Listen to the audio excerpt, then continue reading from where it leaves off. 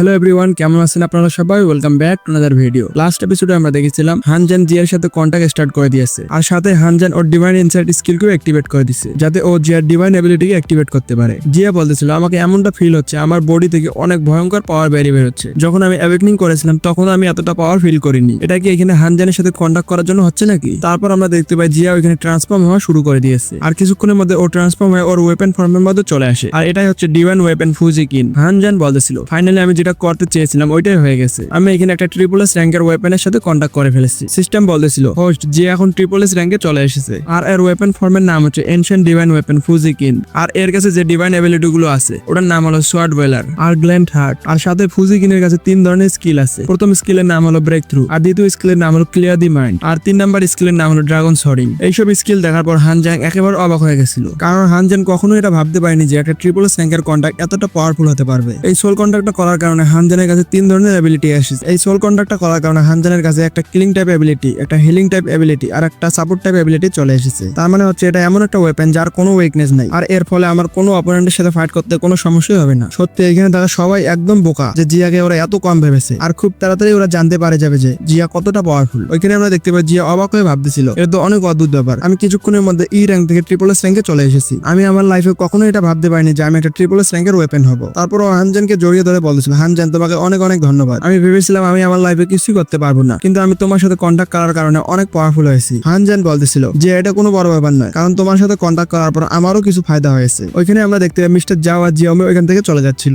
জিয়ামি বলতেছিল, মিস্টার জাও আপনাকে ধন্যবাদ, কারণ আপনার এখানে আসার আগে হানজান আমাকে অনেক বেয়াজ্জতি করতেছিল। এখন যেহেতু হানজান আমার সাথে কন্টাক্ট করেনি, তাই আপনাকে আমার জন্য একটা পাওয়ারফুল লোক খুঁজতে হবে যে আমার সাথে কন্টাক্ট করবে। মিস্টার জাও বলতেছিল, আরে তোমাকে এখন আর হানজানের টেনশন করতে হবে না, ওর লাইফটা একদমই বরবাদ হয়ে গেছে। যদিও ও ট্রিপল এস র্যাঙ্কে ছিল, কিন্তু ও এমন একটা ফালতু কাজ করেছে না, যার কারণে কালকে থেকে ওকে পুরো ওয়ার্ল্ড গালি দেওয়া শুরু করবে। একটা ই র্যাঙ্কের মেয়ের সাথে ও কন্টাক্ট করেছে, তার মানে ও ওর নিজের লাইফটা নিজেই খারাপ করে ফেলেছে। আর এতেই যে শেষ হয়ে যাবে তুমি এটা ভাবিও না, কারণ ডিপ ব্লু সিটির মধ্যে আমি ওর জন্য সবসময় বিপদ নিয়ে আসবো। আমি ওকে একদমই শান্তিতে থাকতে দিব না। আর কথা হচ্ছে তোমার, তাই না? চিন্তা করিও না, আমি তোমার জন্য অনেক পাওয়ারফুল একটা লোক খুঁজে নিয়েছি, আর ওই লোকটাও এস র্যাঙ্কের। তো এই জন্য তোমাকে একদমই টেনশন করতে হবে না। আর কালকে যে তোমাদের টেস্টটা হবে না, আমি ওই ব্যাপারে সবকিছু ম্যানেজ করে নিয়েছি। আর তুমি শিওর থাকো যে কালকের ওই টেস্টটার মধ্যে হানজান মরবে, আর তুমি ওই টেস্টের মধ্যে র্যাঙ্ক 1 নিয়ে আসবে। এই ডিপ ব্লু সিটির মধ্যে জাহু একটা গডের মতো, আর যে কেউ আমার সাথে পাঙ্গা নেক না কেন ওকে মরতে হবে। জি আমি বলতেছিল, মিস্টার জাও আপনাকে ধন্যবাদ, আপনি অনেক ভালো একটা লোক, আর সত্যি আপনি অনেক কেয়ার করেন। মিস্টার জাও বলতেছিল, আমি তোমার কাছে থ্যাংক ইউ চাই না, কারণ তোমার কাছে কোনো না কোনো উপায় আছে, জানো তো, তুমি আমাকে রিপে করতে পারবে। কি আমি ঠিক বলতেছি না? জি আমি বলতেছিল, আর আপনাকে টেনশন করা লাগবে না, আমরা রেগুলার জায়গায় যাই না, চলুন ওইখানেই যাই, আর ওইখানে যাওয়ার পর আমি আপনাকে অনেক ভালোভাবে রিপে করে দিব। ওইখানে আমরা দেখতে পাই মিস্টার জাওকে দেখে বোঝা যাচ্ছিল যে ওনার মধ্যে কোনো না কোনো গড়বড় আছে, কারণ ওনার চোখের ভেতর থেকে একটা ডার্ক কালারের ওরা বাইরে বেরিয়ে আসতেছিল। মিস্টার জাও বলতেছিল, আচ্ছা ঠিক আছে, তাহলে আজকে অনেক মজা হবে। কিছুক্ষণ পর আমরা দেখতে পাই সব জায়গায় এটা নিউজ ছড়িয়ে পড়েছে যে কিংটেং একাডেমির একটা ছাত্র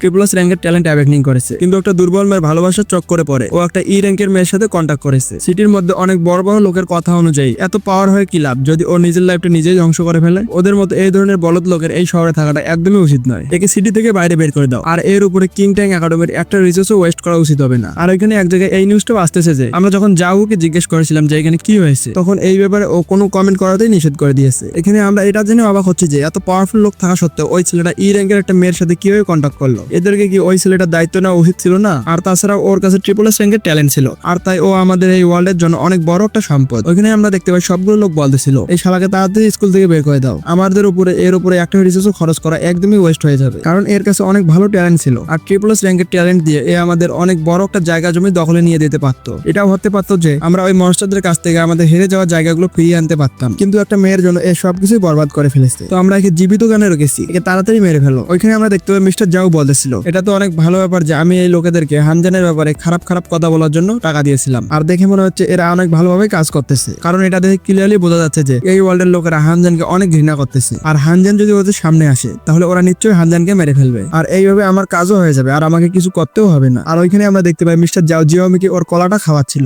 মিস্টার জাও বলতেছিল, জিওমি আমি এই জন্যই তোমাকে অনেক পছন্দ করি, কারণ তুমি জানো সঠিকভাবে কিভাবে রিপে করতে হয়, আর তাছাড়া ওই শালা হানজানকে বরবাদ হতে দেখে আমাকে অনেক ভালো লাগতেছে। এখনো পর্যন্ত ওই বলদ হানজান জানতো না যে ক্রুয়েলিটি কাকে বলে। আমি যদি এখানে এই ডিপ ব্লু সিটির মধ্যে ওকে জাহান্নাম না দেখাই না, তাহলে আমার নামও জাউহু নয়। তারপর আমাদেরকে পরের দিনে সিন দেখানো হয়, ক্যান্টিনের মধ্যে হানজান আর জিয়া লাঞ্চ করার জন্য চলে যাচ্ছিল, আর ওইখানে বসে থাকা সবগুলো লোক এই হানজানের ব্যাপারে কথা বলতেছিল। আরে দেখো দেখো, এটা তো ওই ই র্যাঙ্কের ওয়েপনটা না, এই এস র্যাঙ্কের ছেলেটার জীবনটাই বরবাদ করে দিল। আচ্ছা যাই হোক, আমরা মেনে নিলাম যে হানজান ওর ভালোবাসায় পাগল হয়ে গেছিল, কিন্তু জিয়া তো জানতো ও নিজেও একটা আবর্জনা, আর ওর ট্রিপল এস র্যাঙ্কের লোকের সাথে কন্ট্যাক্ট করা তো একদমই উচিত হবে না, কিন্তু ও জেনে শুনে এটা হতে দিয়েছে। আমি জানি না ও হানজানকে বোকা বানানোর জন্য কি কি করেছে। আমাকে তো এই বলদ হানজানের জন্য অনেক খারাপ লাগতেছে, কারণ ও জিয়ার সৌন্দর্যের কারণে ওর জীবনটাই নষ্ট করে ফেলেছে। আর সবচেয়ে খারাপ ব্যাপার হচ্ছে এই তো মিস্টার জাওয়ের সাথেও পাঙ্গা নিয়ে নিয়েছে। তো এখন থেকে এর জন্য ডিপ ব্লু সিটিতে থাকাটা অনেক কঠিন হয়ে যাবে। ওইসব লোকেদের কথা শোনার পর জিয়া অনেকটা এম্বারেস হয়ে যায়। জিয়া বলতেছিল, হানজান প্লিজ আমাকে মাফ করে দিও, কারণ শুধুমাত্র আমার জন্যই তোমাকে এইসব কথা শুনতে হচ্ছে। তুমি যদি আমার সাথে কন্ট্যাক্ট না করতে তাহলে আমার মনে হয় না এই লোকেরা তোমার উপরে এত কথা বলতো। হানজান জিয়ার মাথায় হাত রেখে বলতেছিল, আরে তুমি কি সরি বলতে বলতে হাঁপিয়ে যাও না? আর এখন তো তুমি নিজেও জেনে গেছো যে তুমি SSS র্যাঙ্কে আসো, তো এই বলদদের কথা কান দেওয়ার কোনো দরকার নাই। আর সত্যি কথা বলতে দুর্বল লোকেদের কাছে যখন কোনো কাজ থাকে না তখন ওরা বসে অন্যদের ব্যাপারে কথা বলে। তুমি আমাদের ক্যাম্পাসের বিউটি, আর তোমার কাছে SSS র্যাঙ্কের ট্যালেন্ট আছে, আর কোনো বলদই হবে যে তোমার সাথে কন্ট্যাক্ট করতে চাইবে না। আর সাথে যে আমার একটা কথা ভালো করে শুনো, তোমার যতটা খাওয়ার দরকার তুমি অতটাই খাও, কারণ আগে যে টেস্টটা আসতেছে না ওটা অনেক কঠিন হবে, আর ওইখানে আমাদেরকে অনেক বেশি সোল পাওয়ার ইউজ করতে হবে। আমি চাই না যে আমরা ওইখানে যাওয়ার পরে 1 সেকেন্ডের জন্য দুর্বল হয়ে যাই। আর এইসব লোকেদেরকে ওইখানে আমরা দেখিয়ে দেবো যে আমাদের পাওয়ার কত বেশি। আমি তো শুধু এইটাই ভাবতেছি যে যখন এরা জানতে পারবে যে ই র্যাঙ্কের জিয়া কতটা পাওয়ারফুল, এদের ফেসটা কেমন হবে। জিয়া বলতেছিল, হানজান তোমাকে অনেক ধন্যবাদ, তুমি অনেক ভালো। কিন্তু তখনই আমরা দেখতে পাই কেউ হানজানকে বলতেছিল, আরে তোমার নাম কি হানজান নাকি? আর এই অবস্থা শোনার পরে হানজান পেছনের দিকে দেখে। আমরা দেখতে পাই পেছনের দিকে জিয়াওমি আর ওর কন্ট্যাক্ট মাস্টার চলে এসেছে। আর জিয়াওমির কন্ট্যাক্ট মাস্টারের নাম হলো ওয়াং লুমাও। ও বলতেছিল, ও আচ্ছা তাহলে তুমি ওই SSS র্যাঙ্কের জিনিয়াস যার ব্যাপারে সবাই কথা বলতেছে, কিন্তু আমি এটা ক্লিয়ারলি দেখতে পাচ্ছি যে তুমি অতটাও স্পেশাল নও। আমার মনে হয় তুমি বাকি সব লোকের সামনে অনেক শো আপ করেছো, আর এই জন্য ওরা মনে করতেছে যে তুমি যদি পাওয়ারফুল ওয়েপেন চয়েস করতে তাহলে তুমি এই ওয়ার্ল্ডের ফিউচারটাই চেঞ্জ করে দিতে, এমনকি মনস্টারদের উপরও আমরা কন্ট্রোল নিতে পারতাম। হানজান বলতেছিল, তুমি আমার এখানে এসে ফালতু কথা বলতেছো কেন? তোমার কাছে কি কোনো কাজ নাই নাকি? আর তুমি কে? আর যতদূর আমার জানা আছে আমি তো তোমাকে চিনি না। ওয়াং লুমা বলছিল, না চিনো, খুব তাড়াতাড়ি আমাকে চিনতে পারবে, সমস্যা নেই, কারণ আমি ভবিষ্যতে সবচেয়ে বেস্ট কন্ট্যাক্ট মাস্টার হতে চলেছি। আর আমার নাম হলো ওয়াং লুমাও, জিওমির কন্ট্যাক্ট মাস্টার। ওর কথা শোনার পর হানজানের মুখ থেকে পানি বেরিয়ে গেছিল। আর ও বলতেছিল, আর আমি যখন ওকে রিজেক্ট করে দিয়েছি, ও কি পুরো দুনিয়ার মধ্যে এই জোগাড়টাকে খুঁজে পেয়েছে কন্ট্যাক্ট করার জন্য? হানজান বলতেছিল, আচ্ছা আচ্ছা ঠিক আছে, সমস্যা নাই। আর আমি দেখে ক্লিয়ারলি বুঝতে পারতেছি যে কার ফিউচার কতদূর পর্যন্ত এগোবে। আর সত্যি আমাকে ভাইয়ের জন্য অনেক খারাপ লাগতেছে, কারণ ভাই নতুন জিনিসের দাম দিয়ে সেকেন্ড হ্যান্ড জিনিস কিনেছে, আর সেটা আবার ও গর্ব করে বলতেছে। আর এই কথাটা শোনার পরে আমাদের জোকার অনেক রেগে গেছে, আর ও বলতেছিল, ফালতু কথা বলা বন্ধ করো, আমি এখানে কোনটা সেকেন্ড হ্যান্ড মাল কিনেছি? তুমি জানো ও অনেক ট্যালেন্টেড, আর সাথে ও একটা S র্যাঙ্কের ওয়েপেন। আমার ফিউচার অনেক ব্রাইট হবে, আর আমি এর সাথে ওয়ার্ল্ডের নাম্বার 1 মাস্টার হবো। হানজান বলতেছিল, অবশ্যই অবশ্যই, কেন নয়, তুমি অবশ্যই হতে পারবে, কিন্তু তোমার কথা ভেবে আমার অনেক হাসি আসতেছে। জিওমি বলতেছিল, তোমাকে এদের ব্যাপারে ভাবতে হবে না, এরা সবাই অনেক খারাপ লোক, এরা শুধু তোমাকে রাগানোর জন্য অনেক ফালতু কথা বলতেছে। আমি এখানে হানজানের সাথে কন্ট্যাক্ট করে নেই যে এই জন্য ওর অনেক জ্বলতেছে। আর তাছাড়াও আমরা এদের লেভেলের মতো একদমই নিচে যেতে পারবো না। আমি এটা ব্যাপারেও জানি যে এদেরকে খুব তাড়াতাড়ি ডিপ ব্লু সিটি থেকে বাইরে বের করে দিবে, এদেরকে এমন একটা জায়গায় ফেলে দিবে যেখানে এদের লাইফ একদমই ধ্বংস হয়ে যাবে। আর তাছাড়াও এখানে পুরো দোষটাই হচ্ছে হানজানের। আমি একে অফার দিয়েছিলাম, কিন্তু এ আমার কথা শুনেনি, আর এ এখন চাইলে ওর ব্যাপারে কিছু করতে পারবে না। এর কাছে দাঁড়িয়ে থাকলে আমাদের শুধুই টাইম নষ্ট হবে। তো চলো এখান থেকে আমরা যাই। আর তাছাড়াও খুব তাড়াতাড়ি টেস্ট শুরু হবে, আর তারপরেই জানতে পারবে সবাই যে কে কতটা পাওয়ারফুল। যখন হানজান র্যাঙ্কিং এর মধ্যে আসতে পারবে না তখনই ও বুঝতে পারবে যে ও বেশি ভাব দেখিয়ে জিয়ার পিছনে যাওয়াটা কত বড় ওর ভুল হয়েছে। ওইখানে আমরা দেখতে পাই যাইতে যেতে লুমা বলতেছিল, হানজান তুমি আমার জন্য ওয়েট করিও, আমি টেস্টের মধ্যে দেখিয়ে দেবো যে কে কতটা পাওয়ারফুল। আর তারপর আমাদেরকে একটা এরিনা দেখানো হয় যেখানে এই টেস্টটা হওয়ার ছিল। অ্যানাউন্সার বলতেছিল, এইখানে উপস্থিত থাকা সকল বাচ্চারা আমার কথা ভালো করে শোনো, খুব তাড়াতাড়ি এই টেস্টটা শুরু হতে চলেছে। এই টেস্টের মধ্যে প্রতিটা স্টেজের মধ্যে আলাদা আলাদা ডিফিকাল্টি লেভেল আছে। আর একটা সিম্পল কথা, তোমরা যদি এখানে একটা স্টেজও পার করে দাও না তাহলে তোমাদেরকে পাস করে দেওয়া হবে। তো তোমাদের সবাইকে অল দা বেস্ট, তোমরা অনেক ভালোভাবে এক্সাম দিও। তো আমরা শুরু করতেছি আমাদের প্রথম টিম দিয়ে। প্রথমে আসবে জিয়াওমি আর ওয়াং লুমাও। তোমরা তাড়াতাড়ি এরিনার মধ্যে চলে আসো। তারপর আমরা দেখতে পাই জিয়াওমি আর ওয়াং লুমাও এরিনার মধ্যে চলে এসেছে। লুমাও বলতেছিল, জিয়াওমি এখন সময় চলে এসেছে আমাদের সবাইকে দেখানোর জন্য যে আমরা কতটা পাওয়ারফুল। তখনই আমরা দেখতে পাই ওদের সামনে অনেক বড় একটা গেট ওপেন হয়, আর ওর ভেতর থেকে অনেক পাওয়ারফুল একটা বিস্ট বাইরে বের হয়। আর এই বিস্টটার নাম ছিল ব্ল্যাক মাউথ বাগ, আর এই টেস্টের ডিফিকাল্টি লেভেল ছিল 7। লুমাও বলতেছিল, জিয়াওমি চলো শুরু করি, তুমি তোমার ওয়েপেন ফর্মের মধ্যে চলে আসো। আর তাছাড়াও একটা লেভেল 7 এর মনস্টারকে হারাতে আমাদের কোনো সমস্যাই হবে না। আর জিয়াওমির ওয়েপেনের মধ্যে ট্রান্সফর্ম হওয়ার সাথে সাথে লুমাও ফাইট করার জন্য তৈরি হয়ে গেছে। আর যেহেতু জিয়াওমি আর লুমাও দুইজনে এস র্যাঙ্কের মধ্যে ছিল, আর তাই একটা অ্যাটাক করার ফলে লুমাও ওই মনস্টারকে নিচে ফেলে দিয়েছে। আর তারপর ও এগিয়ে গিয়ে ওই মনস্টারের উপর অনেক ভয়ঙ্কর একটা অ্যাটাক করে, আর সেই জন্য ওই মনস্টারটা অনেকটাই ইনজুর্ড হয়ে যায়। আর ওই মনস্টারটার এখন ফাইট করতে অনেক সমস্যা হচ্ছিল, এমনকি ও নিজেকে নড়াতে পর্যন্ত পারতেছিল না। তারপর আমরা দেখতে পাই লুমাও অনেক পাওয়ারফুল একটা অ্যাটাক করে ওই মনস্টারটার বডিতে একটা ছিদ্র করে দিয়েছে, আর সেই কারণে ওই মনস্টারটা ওইখানেই মারা গেছে।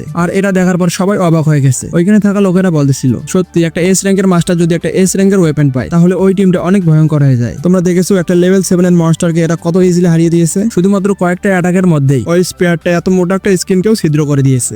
যদিও আমি এস র্যাঙ্কে হইতাম আর আমার পাওয়ারটাও এত ভয়ঙ্কর হইতো। অন্যদিকে আমরা দেখতে পাই কন্ট্রোল রুমে বসে অনেকগুলো লোক এই ম্যাচটা দেখতেছিল। ওদের মধ্যে একটা ওল্ড ম্যান বলতেছিল, এই অ্যাটাকটা তো অনেক ভালো ছিল, আমার মনে হয় আমাদেরকে এই বাচ্চাটাকে অ্যাকসেপ্ট করা উচিত। জানি না এখানে আর কোনো পাওয়ারফুল লোক আসবে কি আসবে না, আর যদি কেউ না আসে তাহলে আমরা একেই অ্যাকসেপ্ট করে নিব। আমার মনে হয় একে দিয়ে কাজ চলে যাবে। আর ওনার পাশে উইকিং নামের একটা লোক বসেছিল, আর ও ছিল ফার্স্ট ফার্স্ট ডিস্ট্রিক্টের হেড উইকিং বলতেছিল, কিন্তু মাস্টার একটা লেভেল 7 এর মনস্টারকে মারতে এই ছেলেটা অনেক করে অ্যাটাক করা লাগছে। আমার মতো একে কোনো ট্যালেন্ট বলা যাবে না, একে তো একটা লেবার বলা উচিত যে ছোট একটা কাজ করতে অনেক বেশি টাইম লাগাচ্ছে। মাস্টার উইকিং এর মাথায় মেরে বলতেছিল, আমি তোমাকে কতবার বলেছি ফালতু কথা সবসময় বলবে না, তুমি ফার্স্ট ডিস্ট্রিক্টের হেড, তো তুমি কখনোই তোমার মুখ দিয়ে এই ফালতু কথাগুলো বলবে না। আর তুমি যদি আর কোনোবার এই ফালতু কথা বলা শুরু করো তাহলে আমি ভাববো যে তুমি আমার অর্ডার মানো নাই। আর তুমি তো জানো এর মানেটা কি। উইকিং বলতেছিল, মাস্টার আমার এতটা সাহসও নাই আর আমার এতটা পাওয়ারও নাই যে আমি আপনার অর্ডারের বিরুদ্ধে যেতে পারবো। আপনাকে টেনশন করা লাগবে না, আজকের পর থেকে আমি এমন কোনো কথাই বলবো না যার কারণে আপনার রাগ হবে। ওইখানে পাশে বসে ছিল সেকেন্ড ডিস্ট্রিক্টের হেড, আর ওনার নাম হলো লিন জিনজুয়ান। লিন জিনজুয়ান বলতেছিল, যেহেতু এরা দুইজনে এস র্যাঙ্কে আছে তাহলে এদেরকে এই মনস্টারটাকে এক অ্যাটাকের মধ্যে মারা উচিত ছিল। আমি যতটা ভেবেছিলাম এরা তার থেকেও 20% উইক। আমার মনে হয় ওই স্পিরিট ওয়েপেনের ভদ্রতার মধ্যে অনেক কমতি আছে, আর এই জন্যই কোনো কারণ ছাড়াই ও ওর স্পিরিচুয়াল এনার্জি রিলিজ করতেছে। এই অতটাও পাওয়ারফুল না যতটা এই শো করার ট্রাই করতেছে। এই কথাটা শোনার সাথে সাথে জাউহু একেবারে অবাক হয়ে গেছে।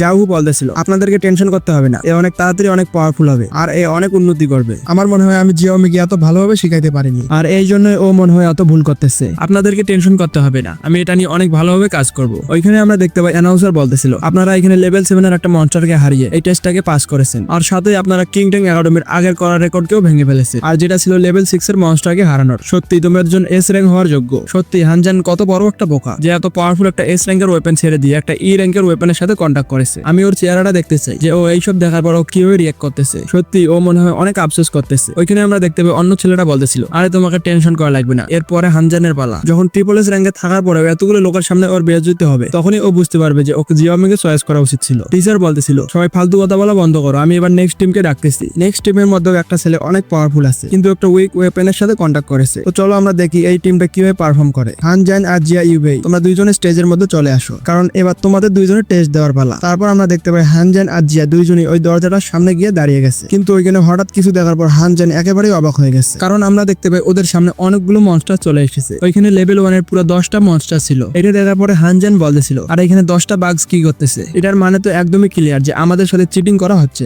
এরা হঠাৎ করে আমাদের জন্য এই ডিফিকাল্টি এত হার্ড করে দিয়েছে কেন? জিয়া বলতেছিল, হানজান তুমি একদম ঠিক কথাই বলতেছো, এখানে একদমই 10টা মনস্টার থাকার কথা না। এখন এস র্যাঙ্কের ডিফিকাল্টি এতটাও হার্ড ছিল না, কিন্তু আমাদের সাথে এমনটা কেন হচ্ছে? ওইখানে আমরা দেখতে পাই ওখানে বসে থাকা সবগুলো লোক এরিনার মধ্যে থাকা মনস্টার গুলোকে দেখার পর অবাক হয়ে গেছে। হানজান মিস্টার জাউয়ের সাথে পাঙ্গা নিয়ে অনেক বড় একটা ভুল করে ফেলেছে। আমরা ক্লিয়ারলি দেখতে পাচ্ছি মিস্টার জাউ হানজানকে সবারই সামনে টার্গেট করতেছে। আর সবচেয়ে খারাপ ব্যাপার হচ্ছে যে হানজান সবগুলো জানার পরেও কিছু করতে পারবে না। ওইখানে আমরা দেখতে পাই আরেকটা ছেলে বলতেছিল, তাছাড়াও হানজান এই সবই ডিজার্ভ করে। ও ই র্যাঙ্কের সোল ওপেনের সাথে কন্ট্যাক্ট করে পুরো ওয়ার্ল্ডের হেড নিজের দিকে নিয়ে নিয়েছে। ও ভেবেছিল ও ট্রিপল এস র্যাঙ্কে থাকার পর যা খুশি তাই করতে পারবে, এমনকি ই র্যাঙ্কের ওয়েপেনের সাথে কন্ট্যাক্ট করার পরে ও সবচেয়ে পাওয়ারফুল হবে। তো চলো আমরা দেখি পাওয়ারফুল হানজান কি করে। ওইখানে আমরা দেখতে পাই টিচার বলতেছিল, ফালতু কথা বলা বন্ধ করো, এমন কিছুই নয়। টেস্টের ডিফিকাল্টি লেভেল প্রতিটা লোকের অনুযায়ী আলাদা আলাদা হয়। এখন তোমরা নিজেরাই দেখো হানজানের কাছে ট্রিপল এস র্যাঙ্কের ট্যালেন্ট আছে, এর মানে এটাই যে ওর পাওয়ার নর্মাল রোগের থেকে 10 গুণ বেশি হবে। আর এটাই হচ্ছে কারণ যে ওর ডিফিকাল্টি লেভেলে 10 গুণ বেশি, কারণ আমরা যদি এমন ডিফিকাল্টি লেভেল না রাখি তাহলে সবার সাথে আনফেয়ার হবে। ওইখানে আমরা দেখতে পাই ওই টিচারটা মনে মনে ভাবতেছিল, ওকে মিস্টার জাও বলেছিল যে যা কিছুই হয়ে যাক না কেন তুমি হানজানের জন্য এই টেস্টটা অনেক কঠিন করে দিবে। আমি চাই না যে হানজান এই টেস্টটাতে পাস করুক। ও আমাকে ওপেন করার সাহস করেছে, ওর ফিউচার অনেক ডার্ক হতে হবে। হানজান প্লিজ আমাকে মাফ করে দিও, কারণ একটা টিচার হওয়ার পরেও আমি এসব করতেছি। কিন্তু সত্যি কথা বলতে তুমি মিস্টার জাওয়ের সাথে পাঙ্গা নিয়ে অনেক বড় একটা ভুল করে ফেলেছো। মিস্টার জাও এই ডিপ ব্লু সিটির গার্ডিয়ান, আর এই সিটির মধ্যে ওইটাই হয় যেটা মিস্টার জাও চায়। তোমার ট্রিপল এস র্যাঙ্কের ট্যালেন্ট থাকার পরেও তোমার কোনো লাভ নেই, কারণ তুমি এত বড় একটা লোকের সাথে পাঙ্গা নিয়ে নিয়েছো। ওইখানে আমরা দেখতে পাই এরিনার মধ্যে থাকা সবগুলো মনস্টার হানজানের উপরে অ্যাটাক করার জন্য এগিয়ে আসতেছে। অন্যদিকে এইসব দেখার পর হানজান নিজেকে অনেক কনফিডেন্ট মনে করতেছিল। হানজান বলতেছিল, তোমাদের কি মনে হয়েছিল আমি এইসব দেখার পর ভয় পেয়ে যাবো নাকি? সত্যি কথা বলতে আমি এখানে একদমই ভয় পাচ্ছি না, উল্টা আমাকে আরো মজা লাগতেছে, কারণ টেস্ট যতটা হার্ড হবে এই টেস্টটাকে সাকসেসফুল ভাবে পাস করাতে অতটাই মজা হবে। চলো এখানে যতগুলো মনস্টারকে আসার আসো, আমি একজনকেও ছাড়বো না। আর এটা বলার পরে ও ওই মনস্টারগুলোর উপর অনেক ভয়ঙ্কর একটা অ্যাটাক করে দেয়। আর ওইখানে আমরা দেখতে পাই হানজানের ডিভাইন ওয়েপন ফুজিক ইন্টার ফ্রিকোয়েন্সির কারণে সবগুলো মনস্টার একবারেই মারা গেছে। আর এই ডিফিকাল্ট টেস্টটা শুরু হওয়ার সাথে সাথেই শেষ হয়ে যায়। অন্যদিকে আমরা দেখতে পাই হানজানের এই পাওয়ারফুল অ্যাটাক দেখার পর সবাই অবাক হয়ে গেছে। এটা তো একটা ইনস্ট্যান্ট কিল ছিল, এটা কিভাবে সম্ভব? সত্যি কি হানজান ই র্যাঙ্কের ওয়েপেনের সাথে কন্ট্যাক্ট করেছে? কিন্তু যদি একটা ই র্যাঙ্কের ওয়েপেন যদি এতটা পাওয়ারফুল হয় তাহলে তো আমরা এর থেকেও বড় আবর্জনা। অন্যদিকে আমরা দেখতে পাই হানজানের পাওয়ার দেখার পর ওখানে থাকা সবগুলো টিচারই অবাক হয়ে গেছিল। ওরা বিশ্বাসই করতে পারতেছিল না যে হানজান এতটা পাওয়ারফুল হতে পারে কিভাবে। অন্যদিকে আমরা দেখতে পাই হানজানের ম্যাচ দেখার পর উইকিং বলতেছিল, যখন আমি এক্সাম দিয়েছিলাম আমাকে এতগুলো মনস্টারকে মারতে 30 সেকেন্ড লেগেছিল, কিন্তু এই ছেলেটা তো আমার থেকেও অসাধারণ,